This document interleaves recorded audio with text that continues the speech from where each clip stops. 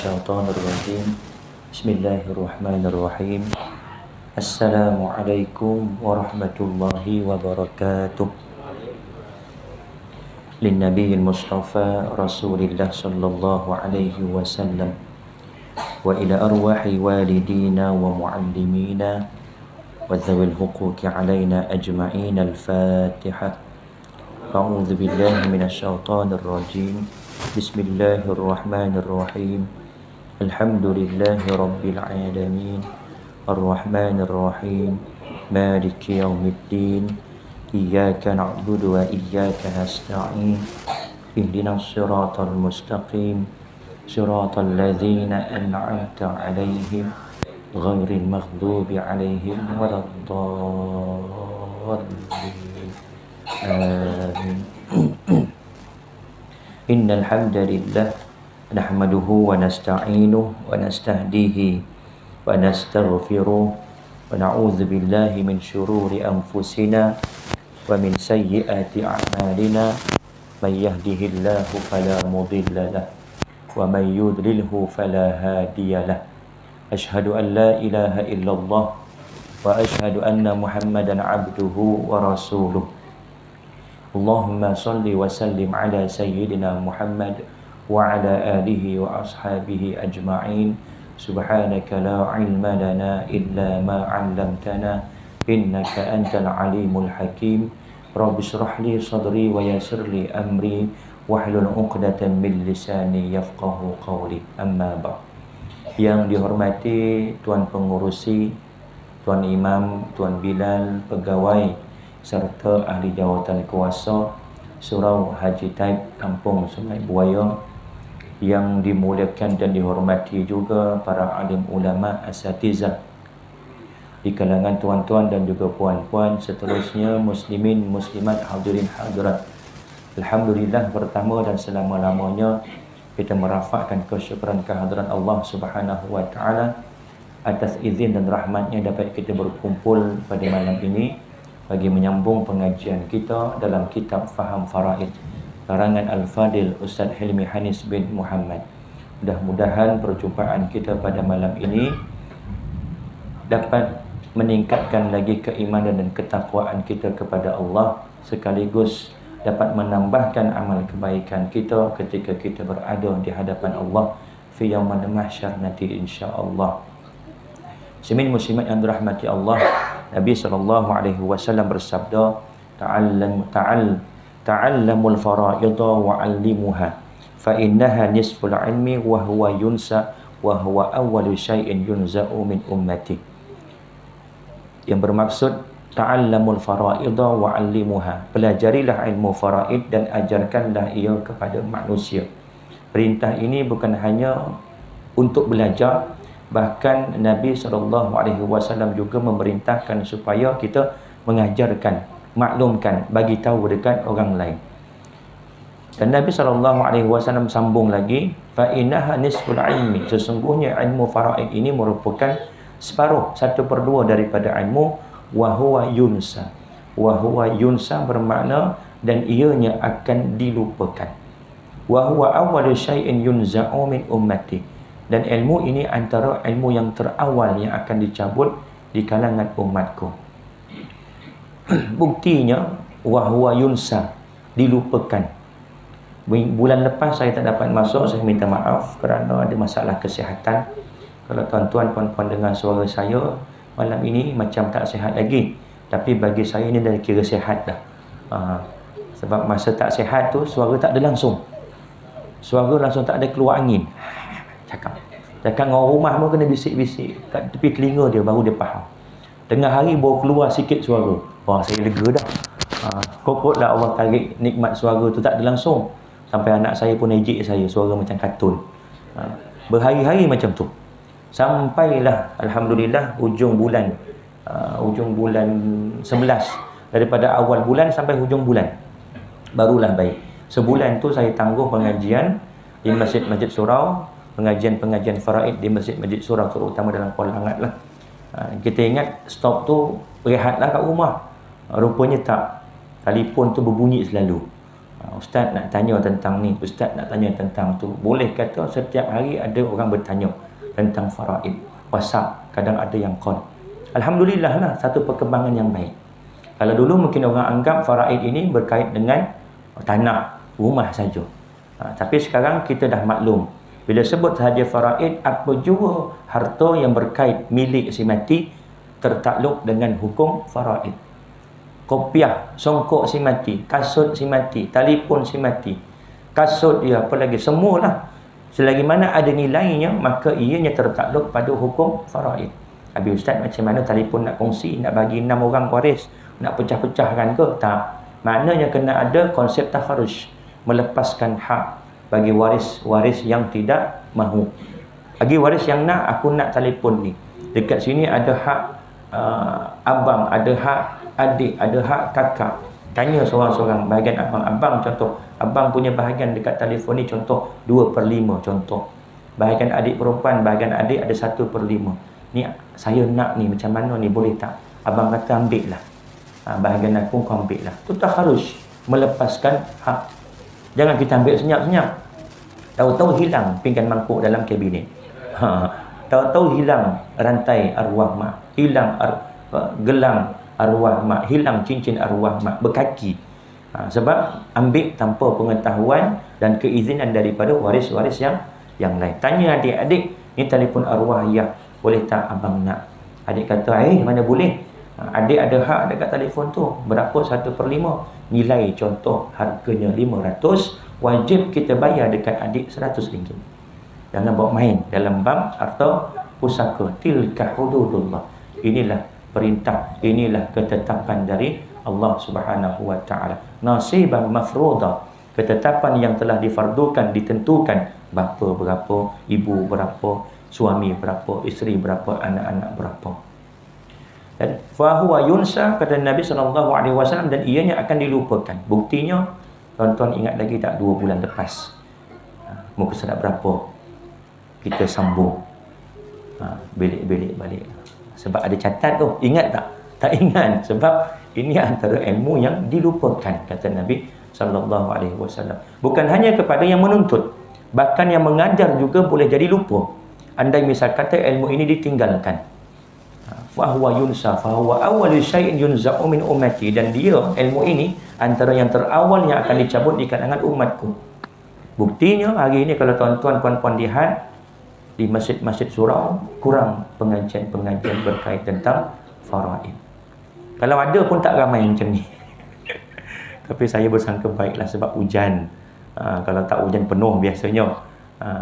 Maknanya orang makin menjauh dengan ilmu ini kerana ianya dilupakan. Dan kerana kata Nabi SAW, antara ilmu yang akan dicabut, antara yang terawal dicabut di kalangan umatku. Dalam tempoh sebulan tu, boleh kata hari-hari ada yang bertanya tentang pembahagian pusaka. Dan antara isu-isu yang sering ditanya adalah bahagian-bahagian ahli waris. Yang ni dapat ke tak, yang tu dapat ke tidak. Ustaz, yang ni dapat ke tak, cucu dapat ke tak. Saya tengok yang sana tu keluarga saya, keluarga abang saya, cucunya dapat. Tapi keluarga adik saya, cucunya tak dapat pula. Yang mana satu ni, cucu ni dapat ke tidak, waris ke bukan. Jadi ini persoalan-persoalan yang sering ditanya oleh masyarakat.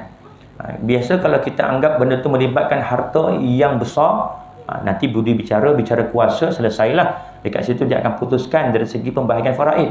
Tetapi kita dah faham sekarang, bukan hanya pada harta-harta yang besar, harta-harta yang kecil juga perlu kepada pembahagian faraid. Kena tahu hak masing-masing di kalangan ahli waris, barulah ada konsep takharus untuk melepaskan hak, untuk menebus hak dan sebagainya. Jadi saya simpulkan, antara perkara-perkara isu-isu yang berkait tentang berlaku sahaja kematian, biasanya orang akan tanya tentang pembahagian anak lelaki, anak perempuan, pasangan, ibu bapa dan cucu. Ini biasa. Adik-beradik pun biasa juga orang tanya. Yang tu adik-beradik dapat, yang ni tak dapat pula. Kenapa? Itu persoalan-persoalan yang sering diajukan. Secara ringkas, walaupun bab ni belum lagi jumpa, tetapi akan datang ni bila berlaku kematian, kita dah faham. Oh, berlaku saja kematian, waris yang layak cuma ini saja yang layak. Dan bahagian mereka ini sahaja dah ditetapkan. Saya ambil contoh. Saya buat lakaran. Siapa yang meninggal dunia, kita bagi nama contoh Siddiq. Saya suka nama Siddiq, jadi suka letak nama dia sebagai si mati. Kalau ada minta maaf ya, kebetulan. Kalau kebetulan ada namanya, saya minta maaf. Siddiq ni meninggal dunia pada tahun 2010 contoh. Dia ada 4 orang anak. Yang pertama nama Abu, yang kedua nama Ali, yang ketiga nama Mina, yang keempat nama Ros. Ini kita nak bincang tentang bahagian anak dan juga cucu. Ini yang biasa berlaku, yang orang akan tanya, cucu dapat ke tidak. Dan setiap anak ini ada anak lagi. Kita anggarkanlah 2 orang anak, seorang lelaki, seorang perempuan. Siapa nama anak Abu? Contohlah nama Wan. Yang lelaki perempuan nama Wani. Yang lelaki Zul, Zuli, contoh, nak senang. Apa lagi nama? Din. Perempuan nama, tolong bantu saya, hilang dah kat kepalanya. Siapa? Yam. Kemudian anak Ros, yang lelaki nama Latif, yang perempuan Latifah. Okey, kita kena kenal pasti cucu ni dia waris ke tidak? Waris. Cucu termasuk waris, tetapi adakah dia berhak mendapat ataupun tidak? Itu persoalan dia. Ada kala cucu boleh dapat, ada kala cucu tak dapat. Bagaimana yang dikatakan cucu ini tak dapat? Bila mana Siddiq ini ada 4 orang anak ini, 4 masih hidup. Abu ada, Ali ada, Minah ada, Ros ada. Maka keempat-empat anak Siddiq ini akan mendapat pusaka.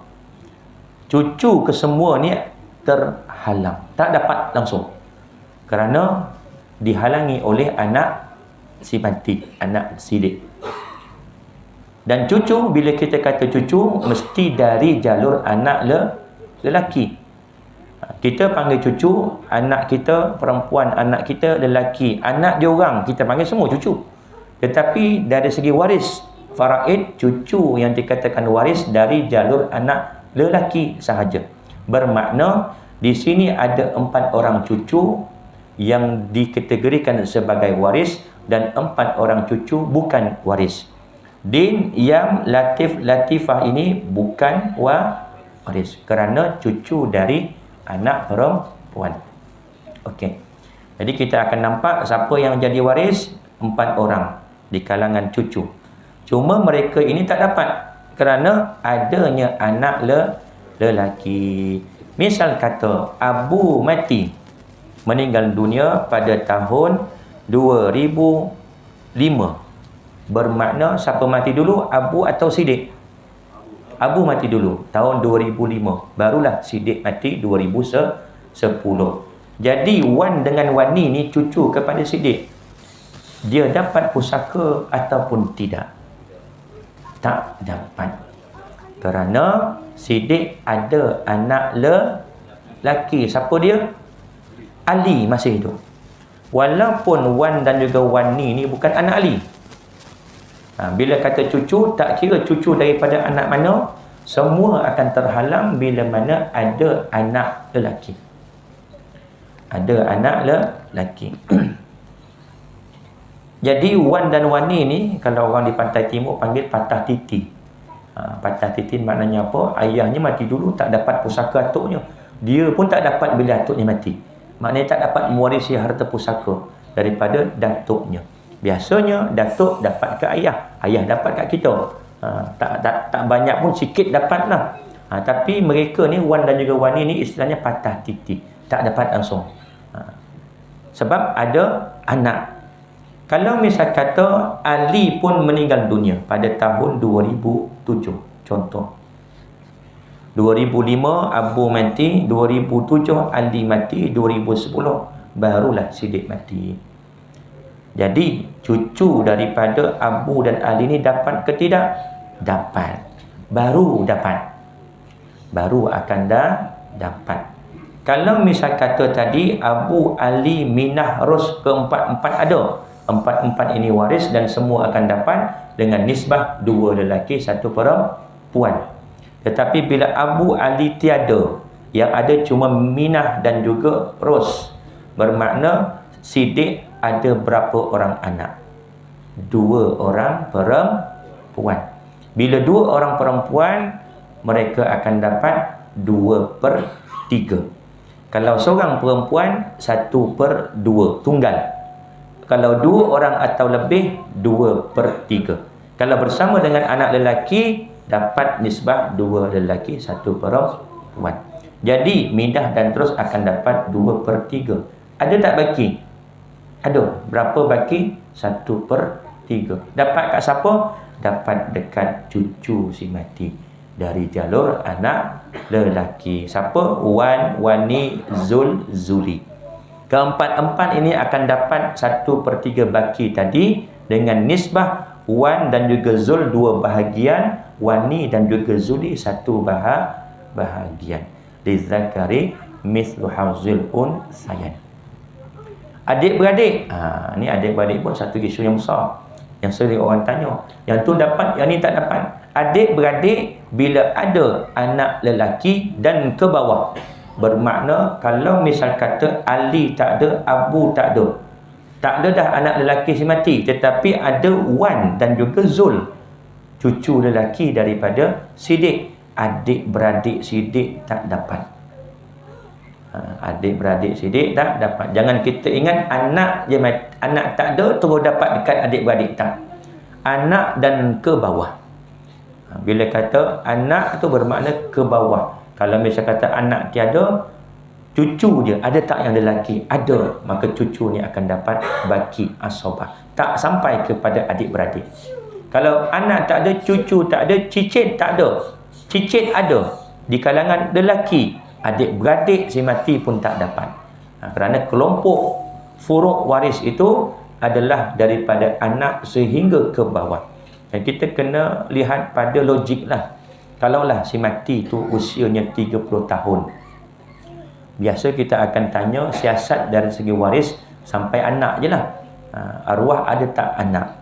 Ada. Berapa orang? 2 lelaki, 2 perempuan. Contoh. Tapi yang 2 lelaki ni dah meninggal dunia dulu, demam panas masa kecil. Contoh. Kita tak akan tanya lagi dah, yang anak yang mati 2 orang ni ada anak lagi tak? Sebab yang mati mula-mula ni kita nak bincangkan harta dia berusia 30 tahun. Jadi tak masuk akal dia ada cucu. Anak saja. Tapi kalau misal kata yang mati ni usianya contoh 100 tahun. Umurnya 100 tahun. Kita siasat-siasat, ada berapa orang anak? Ada 2 orang anak, seorang lelaki, seorang perempuan. Tapi yang lelaki ni dah mati dulu. Jangan kita terus pergi dekat adik-beradik dapat. Tak. Tengok umurnya 100. Boleh jadi dia ada cucu. Anak dia dah mati dulu. Anaknya mungkin usia 75 tahun. Beza 25 tahun dengan dia. Tetapi bawah dia mesti ada lagi. Biasanya, logik akal kita ada cucu. Ada tak cucu anak lelaki daripada anak lelaki ni? Ada. Pun mati dulu contoh. Pun mati dulu. Bermakna kita anggarkan cucu kepada si mati tu usianya 50 tahun. 25 tahun, 25 tahun beza. Jadi cucu si mati umur 50 tahun. Jangan berhenti sampai situ. Sebab boleh jadi 50 tahun tu dah berkahwin dan ada anak. Tanya lagi, ada tak anaknya? Makna cucu cicit kepada si mati. Ada, tapi mati juga. Contoh COVID. Contohlah, na'udzubillah. Mati sebab sakit. Usianya berapa? Usianya 30 tahun. Cicit ni mati dah 30 tahun. Jangan terhenti sampai situ. Sebab 30 tahun, logik akal kita, dia dah berkahwin. Boleh jadi dah berkahwin dan ada anak. Bila tanya, ada tak anaknya? Bawah cicit apa nama? Piut. Contohlah piut dah, kalau betul lah. Kalau salah saya minta maaf. Kalau contoh piut tu ada. Lelaki baru usia setahun, dialah waris. Tak akan sampai ke adik-beradik. Nak pergi ke pakcik, nak pergi dekat anak saudara, jauh lagi. Itu kelompok yang lebih jauh.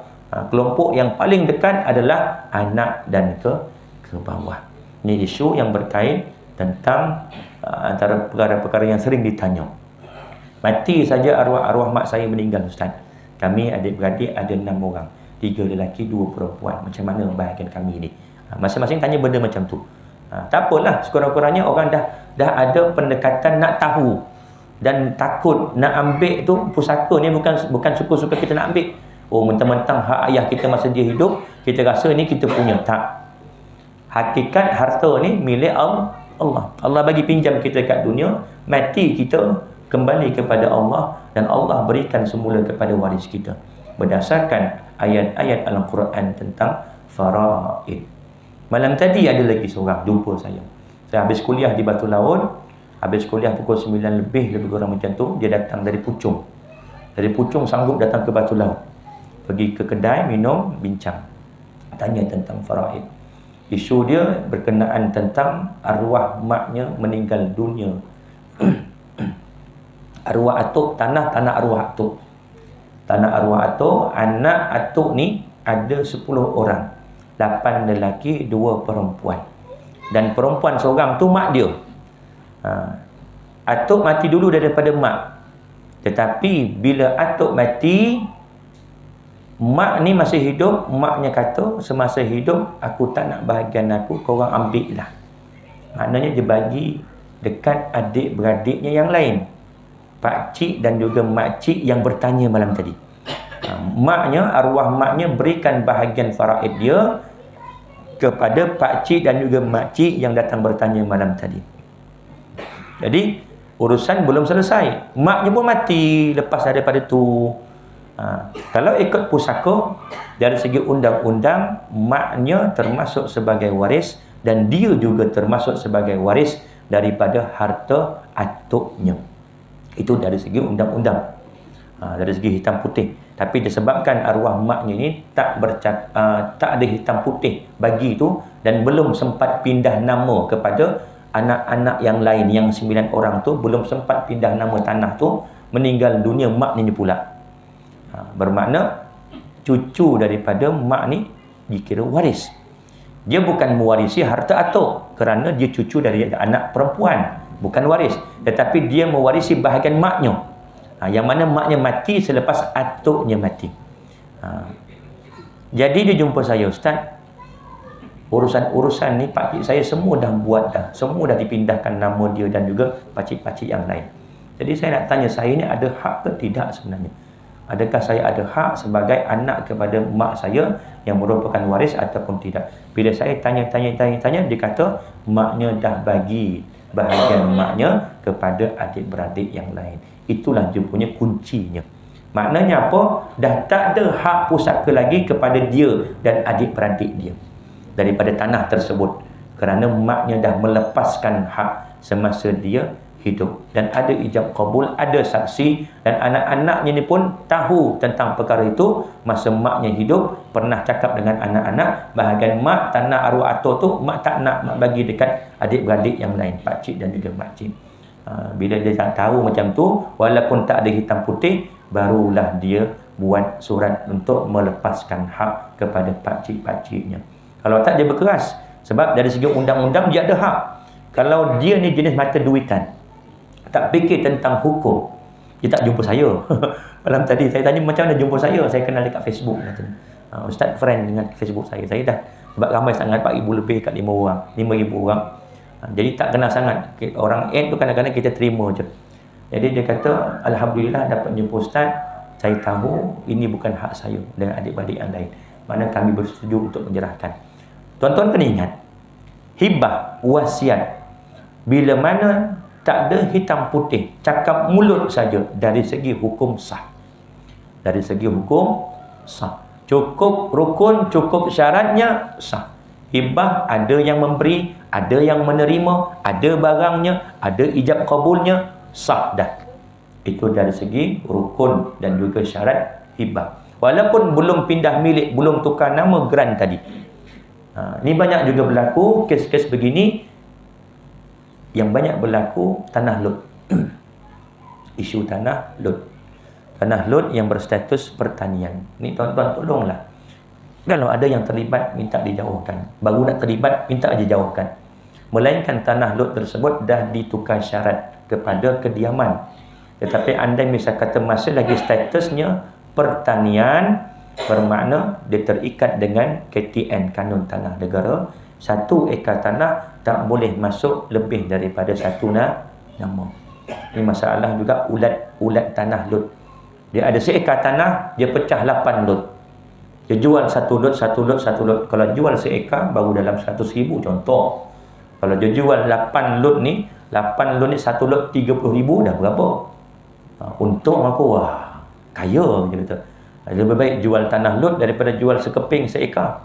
Tetapi musibahnya akan berlarutan kepada anak dan juga cucu yang membeli.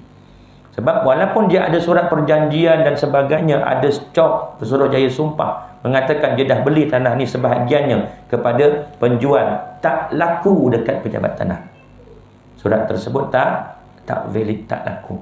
Melainkan tanah tersebut dah ditukar syarat kepada kediaman, tapi bila dah kediaman, dia punya premium dan juga cukai tinggilah, bukan lagi rate pertanian.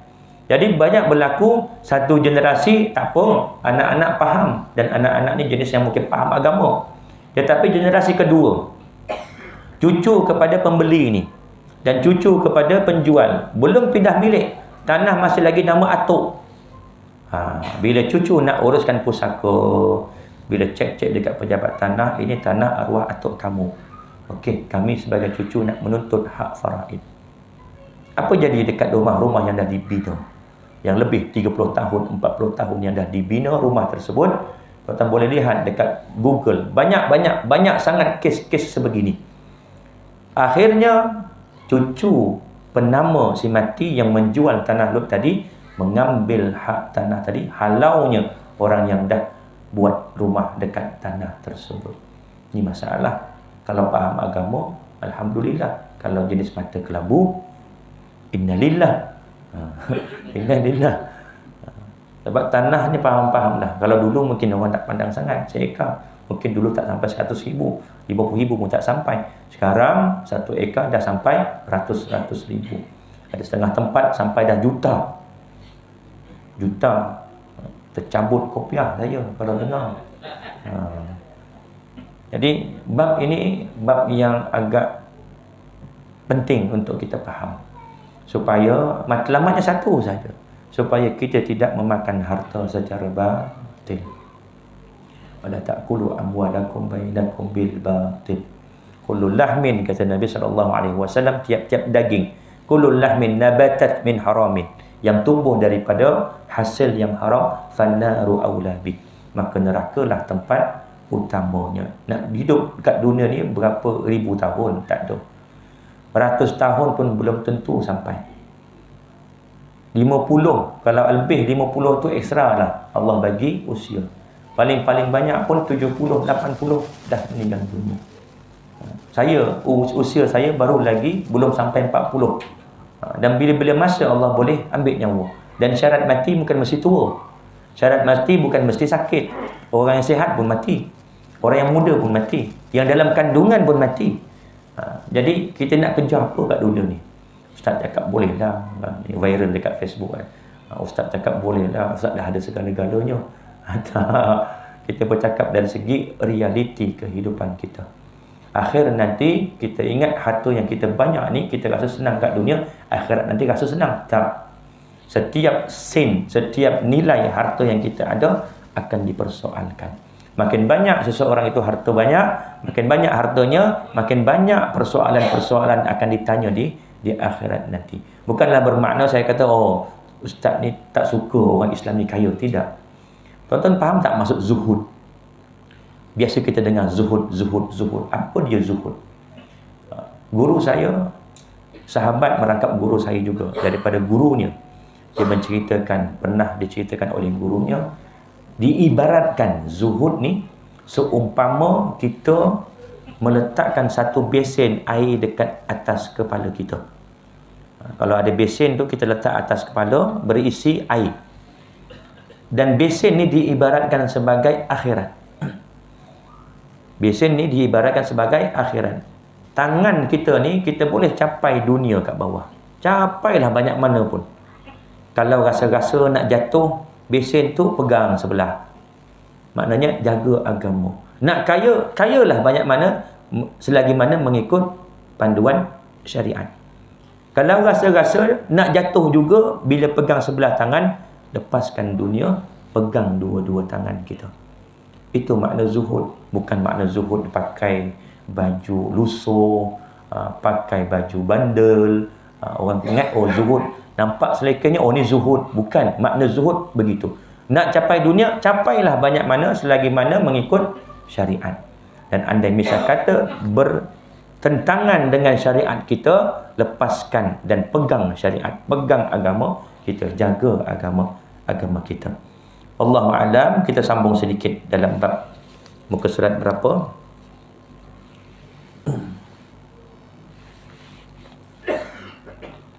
(26) dalam bab kepentingan dan keistimewaan ilmu faraid yang kedua.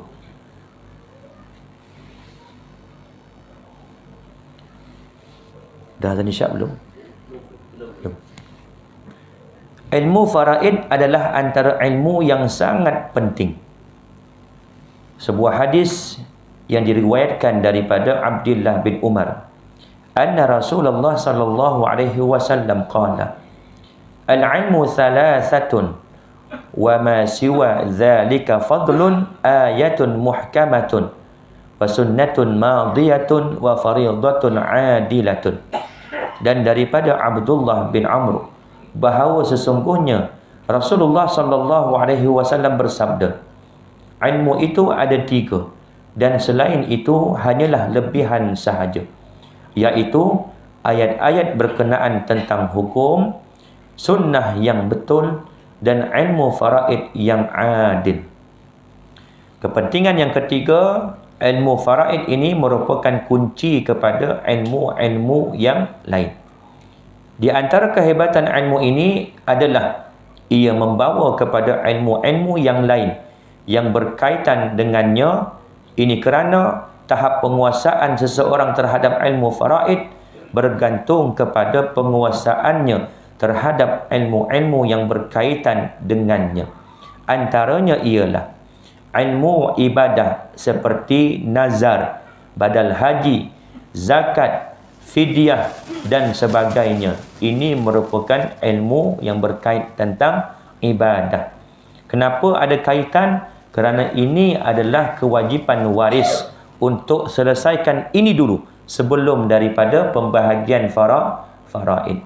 Kalau dia tak dapat mengenal pasti mana dia perkara yang lebih utama daripada faraid, dia terus ikut faraid, bermakna dia tertinggal satu kewajipan, iaitu berkait tentang ibadah si mati. Jadi hajinya contoh, semasa hidup ada kemampuan, duitnya cukup, tetapi belum sampai lagi giliran meninggal dunia, wajib waris ambil harta si mati, diupahkan atau dibadalkan haji. Nazar pun begitu juga. Ada nazar si mati, kalaulah anak aku masuk universiti, aku bernazar nak sembelih 2 ekor lembu dekat surau haji taib contoh. Belum sempat nak laksanakan, meninggal dunia, maka wajib waris ambil harta si mati untuk laksanakan nazar yang belum tertunai tadi.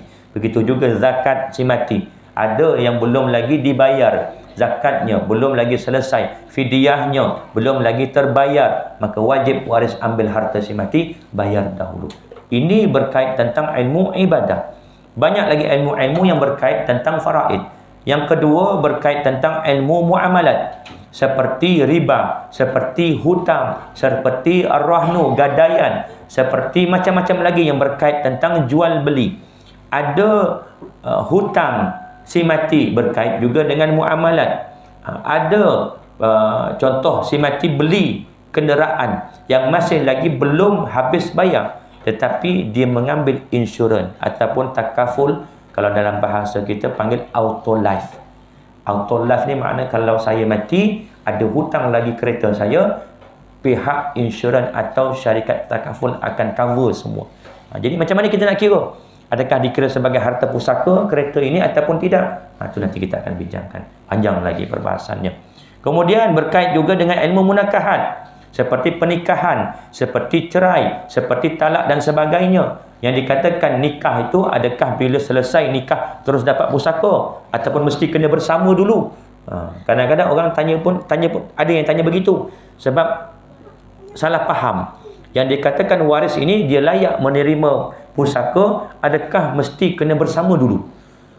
Adakah cukup memadai aku terima nikahnya dengan mas kahwin RM300 tunai, kemudian saksi kata sah, jelas ucapannya, telinga je dengar, kemudian imam kata alhamdulillah, pun meninggal dunia, isterinya dapat pusaka ke tidak? Dapat. Sebab nikah, bukan dengan sebab jima' atau bersama. Ini semua berkait-berkait dengan ilmu munakahat. Begitu juga talak yang telah diceraikan. Ada talak rajai, ada talak yang boleh ditebus, dirujuk. Ada talak yang tak boleh talak bain yang tak boleh dirujuk. Talak 1, talak 2. Selagi mana dalam tempoh iddah, maka dia ada lagi pertalian nikah dengan suaminya atau dengan isterinya. Berlaku kematian, isteri ni tadi boleh mewarisi pusaka walaupun dah cerai, tetapi cerai yang rajai. Ini semua berkait dengan ilmu-ilmu yang terkait dengan ilmu faraid, iaitu ilmu munakat. Nanti panjang perbahasan ni, kita akan masuk nanti insya-Allah tentang jenis-jenis talak yang mana boleh mewarisi, yang mana tidak boleh mewarisi. Kalau contoh biasa kita dengar apa, janda berhias. Janda berhias ni maknanya apa? Orang yang diceraikan yang belum bersama. Aku terima nikahnya dengan mas kahwin RM300 tunai. Saksi kata okey sah, imam kata sah, alhamdulillah. Habis saja doa, aku ceraikan kau dengan talak 1. Contoh, dia cakap dengan isteri dia macam tu. Itu nama istilahnya janda berhias. Talak 1, talak rajai ke talak bain? Rajai. Tetapi dalam kes ini dikira talak bain. Dia tak boleh rujuk dah kerana belum bersama. Dia panjang perbahasan tu.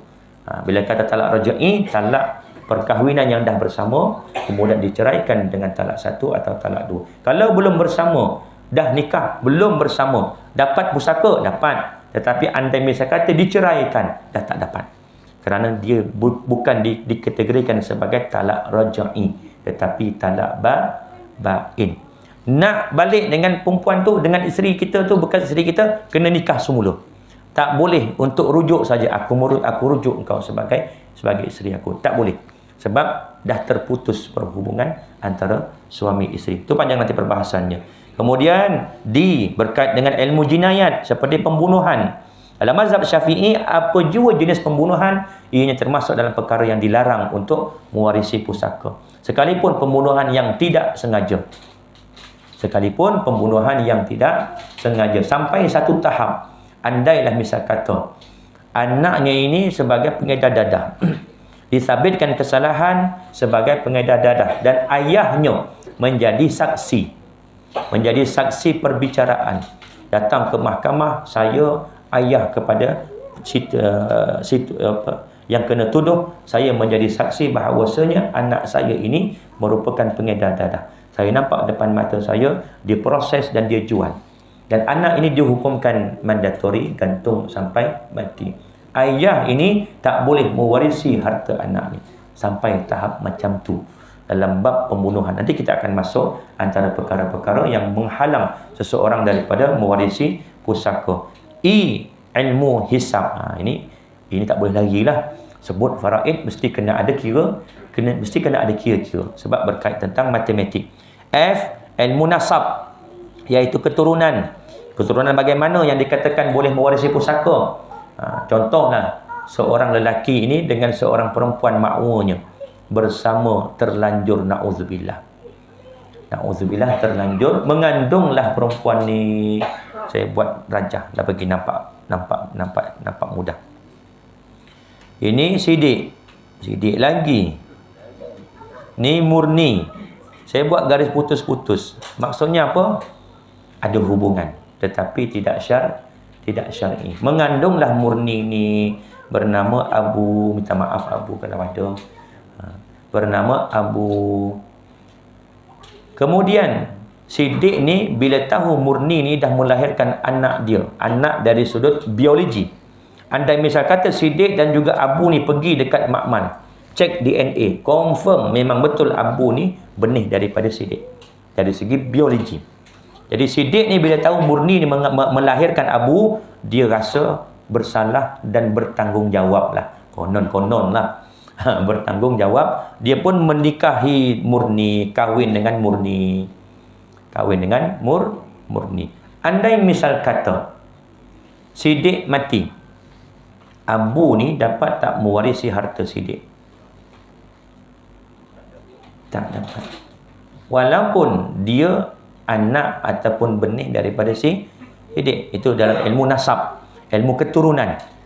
Tetapi andai misal kata yang mati Murni, bukan Siddiq hidup, Murni yang mati, Abu ni boleh tak mewarisi harta Murni? Confused. Boleh. Kerana hubungan anak zina atau anak li'an, nanti kita akan masuk dalam bab anak zina dan anak li'an, dia boleh mewarisi harta ibunya sahaja. Dia tak boleh mewarisi harta bapa biologi. Sebenarnya tak ada pun istilah bapa biologi. Anak ini, Abu ini ditakdirkan sebagai tidak mempunyai bapa. Habis itu nasab dengan siapa? Nasab dengan mak dia, Abu bin Murni. Sepatutnya begitu. Tapi pengamalan kita letaklah juga nama lelaki bin Abdullah tu. Tak apalah, mungkin sebab kita nak mengelakkan aib dan sebagainya. Itu tak menjadi masalah besar pun. Tapi dari segi hakikatnya, dia ni tak ada bapa. Dia cuma ada ibu. Jadi hubungan dia dengan Murni, Abu dan Murni ni tidak akan putus. Andai misal kata Murni mati, Abu boleh mewarisi harta Murni. Begitu juga sebaliknya, Abu mati, Murni boleh mewarisi harta Abu. Kalau misal kata Murni mati, Siddiq ni dapat 1/2 ke atau 1/4? Suami kan? Suami dapat 2 bahagian, 2 keadaan. 1/2, satu lagi 1/4. Bila mana 1/2? Ketika isterinya mati tidak ada anak. Bila mana 1/4? Ketika si isterinya mati ada anak. Jadi dalam keadaan ini Siddiq dapat 1/4, bukan 1/2. Kerana Abu ni merupakan anak yang sah bagi Murni. Begitu juga kalau Murni yang mati, Siddiq yang mati. Siddiq yang mati, Murni ni dapat 1/4 ke atau 1/8? Isteri 2 keadaan. 1/4 ketika suaminya tiada anak. 1/8 ketika suaminya ada anak. Dalam keadaan begini, bila Siddiq mati, Murni dapat 1/4. Walaupun Abu ni benih Siddiq, tetapi bukan dengan pertalian pernikahan. Ini berkait tentang ilmu nasab yang ke F. Kemudian yang G, ilmu kedoktoran seperti penentuan masa kehamilan. Ini juga berkait tentang anak di dalam janin, dalam kandungan. Adakah ini dikira waris ataupun tidak? Ya, dikira waris.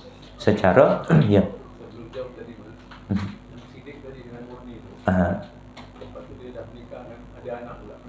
Okey. Bisa kata Siddiq dan juga Murni ni berkahwin juga. Abu ni anak luar nikah.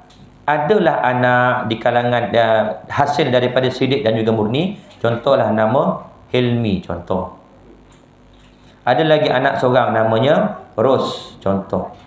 Bermakna anak Murni ada berapa orang? 3 orang. Siapa dia? Hilmi, Abu dan juga Ros. Anak Siddiq ada berapa orang? 2 sahaja. Siapa dia? Hilmi dan juga Ros. Okay, jelas? Kalau misal kata Siddiq mati, berapa orang waris di kalangan anak? 2 orang sahaja. Siapa? Hilmi dan juga Ros. Kalau misal kata Murni yang mati, berapa waris anak Murni? 3 orang. Iaitu Hilmi, Abu dan juga Ros. Dan hubungan Abu dengan Hilmi dan juga Ros sebagai apa? Saudara seibu. Hubungan Hilmi dengan Ros. Tadi Abu dengan Hilmi dengan Ros. Hubungan Abu dengan Hilmi dan juga Ros adalah saudara seibu. Sama ibu, lain bapa. Walaupun bapa tu bapa biologi, tetapi bukan dengan pernikahan. Tak dikira. Jadi saudara seibu. Hubungan Hilmi dengan Ros saudara seibu sebapa. Jelas? Sebab tu nanti dalam saudara dia ada 3 jenis saudara. Saudara seibu sebapa, saudara sebapa dan juga saudara seibu. 3 orang ni je, 3 ciri-ciri, 3 kategori ni je yang dikatakan waris. Saudara angkat, saudara susuan, itu bukan waris. 3 jenis saudara ni sahaja yang dikatakan waris. Juga termasuk dalam bab nasab, iaitu jenis-jenis saudara. Kemudian ilmu kedoktoran seperti masa kehamilan. Anak dalam kandungan dikira waris. Nanti panjang perbahasan kita akan bincang. Kemudian Hajj, ilmu perundangan negara. Yang ni ilmu yang berkait tentang pengurusan. Bila berlaku kematian, apa waris nak kena buat? Kena buat secara online. Sekarang kena online. Jadi anak-anak ni kena celik sikit. Kena buat secara online, masuk dalam website dia, masukkan sijil kematian arwah pemilik harta, senaraikan harta-harta milik si mati, senaraikan waris-waris si mati, kemudian dah lengkap, print, kemudian pergi ke Pesuruhjaya Sumpah, stamp ataupun depan majlisrik, baru pergi ke pejabat pusaka. Ini proses berkait tentang akta harta pusaka kecil, akta apa lagi, Allahumma shalli ala Muhammad, saya lupa satu akta lagi. Bila mana mati anak ni di bawah umur, hartanya akan pergi ke Allahumma shalli ala Muhammad, lupa lah saya istilah nama tempat tu. Kemudian lain-lain bidang ilmu yang berkaitan. Jadi faraid ini kita bila belajar bukan hanya cerita tentang faraid semata-mata, tidak. Bahkan dia melibatkan dengan ilmu-ilmu yang lain. Ilmu ibadah, ilmu nasab, ilmu nisab, ilmu kedoktoran, ilmu perundangan, ilmu pernikahan, ilmu macam-macam. Selagi mana ada kaitannya, maka ia akan terkait dengan faraid. Dan insya-Allah yang keempat, antara keistimewaan ilmu faraid, kita akan bincangkan pada perjumpaan akan datang. Sebelum kita akhiri, ada tak soalan 1-2 sebelum kita akhiri? Ya, ya. Ayah saya itu ada wakaf tanah lah. Jadi anak-anak tak boleh tuntut lah. Betul. Bila ayah dah mewakafkan tanah, bermakna waris kepada ayah ni tadi dah tak boleh menuntut harta yang diwakafkan saja. Harta-harta lain bolehlah. Contoh tanah tu yang diwakafkan 1 ekar. Si mati ni ada lagi tanah-tanah yang lain. Cuma yang 1 ekarnya saja dah tak termasuk sebagai harta pusaka. Apa makna wakaf? Dalam bahasa Arab, waqafa, henti, terhenti. Apa yang terhenti? Manfaat pemilikan kita. Bila saya mewakafkan, contoh mewakafkan tisu ini untuk surau, asalnya saya beli pakai duit saya, jadi milik saya wakaf kat surau, bermakna terhenti dah hak saya kepada tanah, kepada tisu ni. Sama juga dalam keadaan tanah, rumah dan sebagainya. Kalau dah diwakafkan, bermakna tiada lagi hak bagi pemilik dan juga waris-warisnya, kerana dia bukan lagi milik kepada si mati. Okay. Jelas ya? Termasuk juga harta yang dah dihibahkan, yang dah dibagi. Kalau dah bagi kada geran, senang. Contoh kita ada duit RM100 bagi dekat kawan kita. Nah, ambillah RM100. Aku ada rezeki lebih hari ni, ambil RM100 buat belanja. Itu hibah lah. Pemberian dengan kasih sayang, daripada asal perkataan hubbu, kasih sayang. Kita bagi itu sebab kasih sayang. Bagi dekat dia, bagi dekat dia. Ni tanah pula nak bagi. Ni nak bagi tanah ni dekat anak angkat. Sebab tahu dia bukan waris. Kita bagi dia dalam masa kita hidup, tanah 1 ekar ni dekat anak angkat kita. Kita ada tanah-tanah yang lain untuk anak-anak kita. Ada cukup insya-Allah. Tetapi kita nak bagi semasa kita hidup atas nama hibah. Bagi dekat anak. Anak-anak lain pun tahu dah. Cuma belum sempat tukar nama dekat pejabat tanah. Meninggal ayah ni, harta tanah yang dah dihibahkan tadi adalah milik anak. Sah hibah tersebut walaupun belum ada pertukaran dekat pejabat tanah, dekat geran belum pindah milik lagi. Dari segi undang-undang, anak-anak yang lain dia boleh tuntut, sebab dia kata ini masih lagi harta pusaka ayahnya, belum pindah milik. Tetapi kalau dia tuntut juga, makan harta batil. Na'udzubillah min zalik. Itu kalau hibah. Kalaulah diberikan wakaf pula, tuan-tuan bayangkan.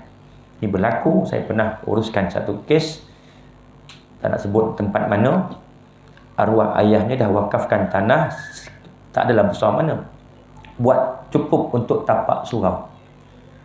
Kemudian mungkin ialah kesilapan, tak dibuat proper, tak ada hitam putih, tak diwartakan, tak pergi ke pejabat Perbadanan Wakaf Selangor untuk diwartakan tanah tersebut, tanah wakaf untuk surau.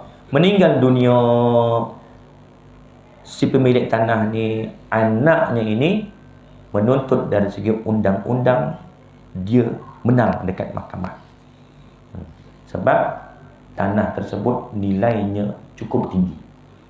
Bila cukup tinggi, tuan-tuan boleh nampak lah, boleh agak kat kawasan mana. Tanah tu walaupun kecil, nilainya berjuta-juta. Tapi sebab matanya kelabu, ketepikan hukum, dia menganggap ini ada can untuk aku ambil dari segi undang-undang. Padahal dia tahu dah, tanah tu memang ayah dia dah wakafkan dah untuk bina surau. Suraunya pun dah dibina dah pun. Dan dia daripada kecil pun dia dah sembahyang kat situ. Sampai dia dah besar, ayah dia mati, dia tuntut tanah tapak surau tadi. Na'udzubillah min zalik. Dunia lepas. Tuan-tuan, dunia lepas. Nak cerita tentang kepincangan ni, macam-macam kepincangan berlaku. Macam-macam kepincangan berlaku. Dunia lepas, akhirat tanggunglah nanti. Makan harta batil, na'udzubillah min zalik. Jadi secukup sekadar itu. Yang baik itu datang daripada Allah, dan kurang iman itu datang daripada kelemahan diri saya. Saya mohon maaf, mohon ampun. Andai terkasar bahasa, berkurus hati tuan-tuan dan juga puan-puan. Kita tangguh dengan tasbih kafar dan suratul Asr.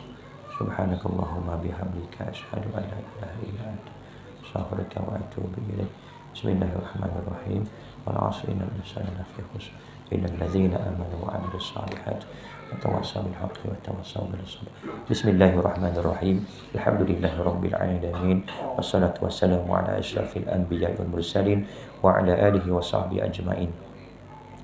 Allahumma faqihna fid din wa 'allimna ta'wil wahdina siratal mustaqim siratal ladzina an'amta 'alaihim minan nabiyyin wasiddiqin wasyuhada'i wassalihin. Allahumma arina al-haqqa haqqan warzuqna ittiba'ah wa arina al-batila batilan warzuqna ijtinabah. Allahumma inna na'udzubika min 'ilmin la yanfa' wa min qalbin la yakhsha wa min nafsin la yashba' wa min da'watin la yustajabu laha. Rabbana atina fid dunya hasanah wa fil akhirati hasanah wa qina adzaban nar. Wa sallallahu ala sayyidina Muhammad wa ala alihi wa sahbihi wa baraka wa sallam. Walhamdulillahi rabbil alamin. Assalamu alaikum warahmatullahi wabarakatuh.